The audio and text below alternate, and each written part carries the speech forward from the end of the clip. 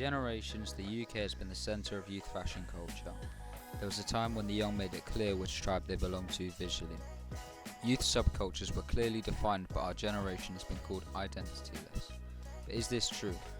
In this documentary, we'll discuss youth fashion culture, how it started, how it differs from country to country, and how streetwear has become a global fashion subculture. So, what are subcultures in fashion? The way people express themselves through their fashion choices evolves over time and differs from country to country. Fashion is not just a homogeneous set of garments we wear. Fashion is more than just clothes and has initiated many trends which have become subcultures. Subcultures are a popular way of dressing, which is created through cultural influences like music, celebrities, and social media. They're different from style, as style is a more personal thing. Subcultures are a result of fashion trends that a group of people with similar interests prefer. Aesthetics, ideologies, or where you live can also influence fashion subcultures. Subcultures have their own characteristics, making them distinctive enough to be recognized as a subset of fashion. Fashion subculture does not conform to the trends of its time. It stands out.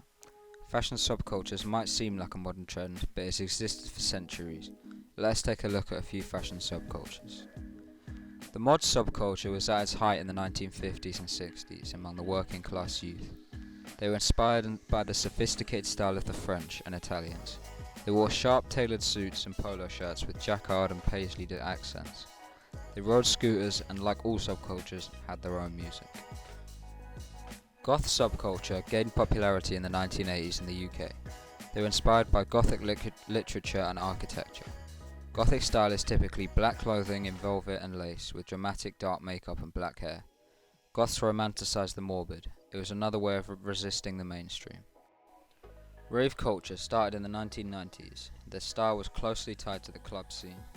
They wore loose-fitting clothing that allowed them to dance in Technicolor and neon, and the must-have bucket hat and smiley face motif. Streetwear is a modern fashion subculture, which in recent years has become booming brands like Supreme, Palace, and Off-White. Young people today feel under pressure to stay on trend and to be part of the scene and be fashionable. This has made streetwear fashion a multi-million-pound industry. What influences our fashion choices? The media through advertising, the functionality of clothing, music, social media, and our friends of all influences. Our choice of music often goes hand in hand with our fashion choice. They are intrinsically linked in many, if not all, subcultures. We can guess what people like by the way they dress. Social media is one of the biggest influences today. Through social media, we have access to diverse cultures and traditions. We can draw ideas from anywhere in the world, from cultures and places we may never visit. It is all at the tip of our fingers. Social media also validates our choices, good or bad, with likes and comments. Social media influencers are another fashion influence. There are individuals who have built a large active audience with their online platforms like Instagram, TikTok, and Twitter. They share their opinions on brands which can influence hundreds of people with just one post. Streetwear is defined as fashionable casual clothing. It originated in the 1990s in the hip-hop scene of New York, skate and graffiti culture of LA, and nightlife of Japan. It is important to view streetwear as a movement, not a trend, because it is a cultural phenomenon. Its graphic t-shirts, loose-fitting jeans, and statement trainers are worn as an act of self-expression by the wearer. Streetwear has risen into mainstream fashion over the last decade. Unlike most fashion subcultures, this growth was not pushed by a brand, but by consumers. South Africa has a booming fashion culture. Its fashion style is fueled by a lack of access to high-end streetwear. But as South Africa's internet access increases, so does the appetite for high-end streetwear. But there are very few retailers offering these brands, so young people are taking it upon themselves to solve this problem by designing and manufacturing their own clothing.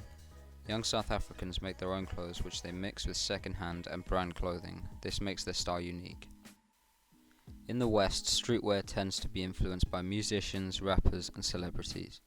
The same look can be seen in the USA, Paris, and Milan. Loose-fitting t-shirts, trainers, and brands like Nike, Adidas, or designer brands, if they can afford it, are the norm. UK streetwear was heavily influenced by things like grime artists and drill music. Places like America, Japan, and France. The rise of the internet was instrumental in globalizing streetwear style. Suddenly, surf and skate culture from the US was being seen in the UK for the first time, and it began to influence the UK's youth style. Hip-hop culture was a driving force of baseball caps and low-slung jeans seen everywhere today. So what influences youth style today? Things like music, friends, social media, where you live, or all of the above. Maybe fashion today is about belonging to a group while having your own personal style and feeling unique, while also being part of something.